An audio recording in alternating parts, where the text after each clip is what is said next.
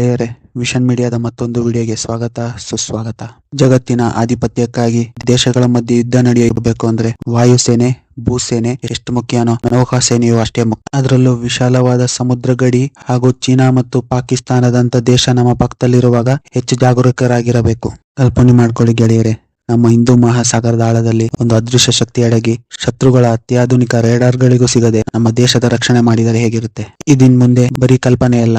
ಭಾರತ ಮತ್ತು ಜರ್ಮನಿಯ ಮಧ್ಯೆ ನಡೆಯುತ್ತಿರುವ 8 ಬಿಲಿಯನ್ ಮೌಲ್ಯದ ರಕ್ಷಣಾ ಒಪ್ಪಂದದ ಅಸಲಿ ತಾಕತ್ತು. ದುಬಾರಿ ಮೊತ್ತದ ಒಪ್ಪಂದ ಭಾರತ ಏಕೆ ಮಾಡಿಕೊಳ್ಳುತ್ತಿದೆ? ಇದರ ಹಿಂದಿನ ಉದ್ದೇಶ ನೋಡ್ತಾ ಹೋಗೋಣ ಬನ್ನಿ. ಪಕ್ಕದ ಚೈನಾ ದೇಶ, ಪಾಕಿಸ್ತಾನ, ಬಾಂಗ್ಲಾದೇಶ ಹಾಗೂ ಶ್ರೀಲಂಕಾಗಳಿಗೆ ವಿಪರೀತ ಸಾಲ ನೀಡಿ ಅದರ ಬದಲಾಗಿ ಅವರ ಬಂದರುಗಳನ್ನು ವಶಪಡಿಸಿಕೊಂಡಿದೆ.